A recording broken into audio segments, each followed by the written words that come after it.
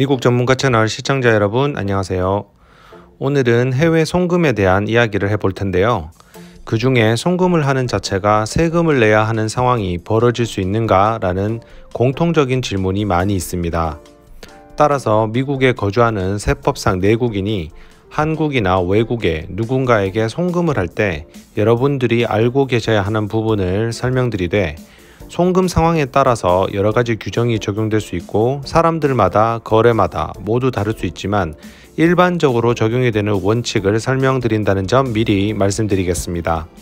다시 말씀드리면 오늘은 미국에 거주하시는 시민권, 영주권, 기타 비자 신분으로 거주하시되 미국 세법상 내국인이 한국에 거주하는 친구나 친척들에게 돈을 빌려줄 목적으로 송금을 하는 경우를 사례로 설명드리도록 하겠습니다.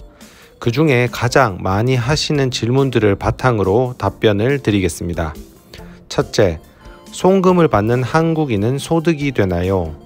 송금을 받는다고 하여 무조건 소득이 아닙니다. 실제 어떤 이유에서든 돈 받는 이유가 소득이어야만 소득이 되는 것이고, 그것이 증여라면 증여가 됩니다.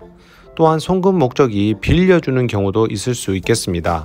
따라서 송금을 했다고 무조건 세금이 부과되거나 세금 보고를 해야 하는 것이 아니고 목적에 따라서 신고 규정에 따라 신고 유무가 정해집니다. 둘째, 돈을 빌려주는 경우도 신고할 것이 있습니까?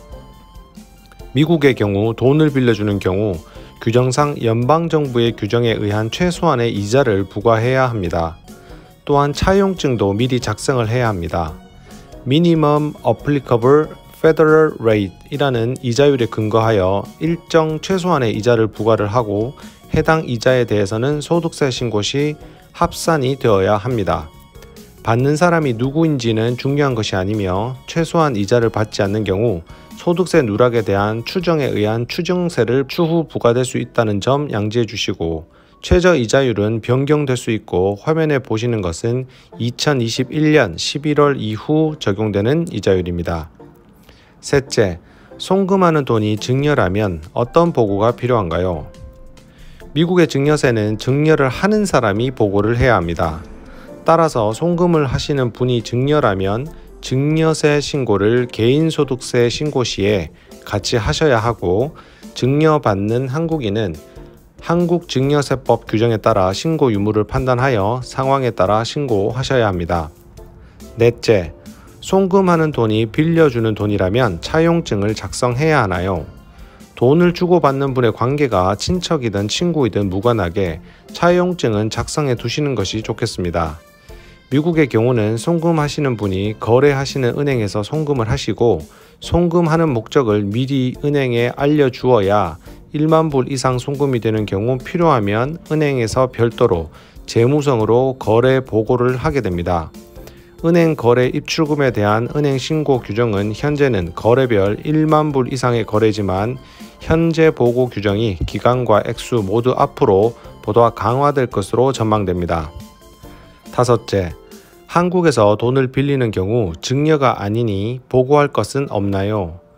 증여가 아니라면 미국이나 한국이나 증여세에 대한 보고를 할 것은 없습니다만, 한국에 거주하시는 분은 본인 거래 은행에 외국한 은행을 지정을 하고 금전 대차 계약 신고를 미리 신고해 두시면 추후 갚을 때 송금이나 빌린 돈에 대한 이자 지급을 다시 미국으로 송금할 시에 증여가 아니라 빌린 돈이라는 확실한 증빙 자료가 됩니다. 금전 대차 신고를 하지 않은 경우 한국국세청에서도 증여나 소득에 대한 문제가 불거질 수 있으니 이 점 유의하시길 바랍니다. 여섯째, 돈 빌려준 분에게 이자를 받는 경우 미국에 신고를 해야 하나요? 물론입니다. 이자 수익에 대해서는 미국 소득세 신고 시에 이자 소득에 대한 신고를 해야 하며, 한국 경우도 이자 송금할 경우에 이자 소득에 대해서 외국인에게 지급하는 세액을 원천 징수한 후 송금이 될 것입니다. 그런 경우 한국에 납부한 세금은 외국 세액 공제로 미국에 신고하시면 되겠습니다. 일곱째, 돈을 한국에 가지고 있는 은행 계좌에서 빌려줘도 되나요? 됩니다. 그러나 금전대차 거래에 대한 신고는 앞서 말씀드린 대로 하시는 것이 추후 다시 받을 때 유리하고 또한 확실한 증빙이 됩니다. 다만 해당 계좌가 미국에서 FBAR, FATCA 등 해외 계좌 신고 규정에 따라 신고가 된 계좌여야 할 수가 있고, 신고되지 않은 계좌인 경우에는 추후 문제가 될 수 있습니다.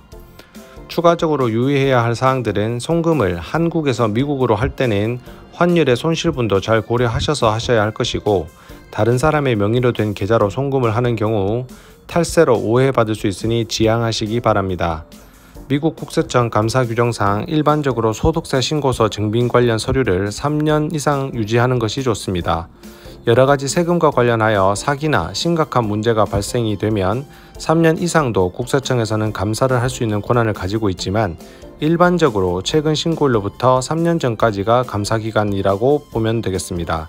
따라서 송금이 세금상의 문제나 국세청과의 증빙이 필요할 것을 대비하여 최소 송금 관련해서는 5년 이상 자료를 보관하실 것을 권유드립니다.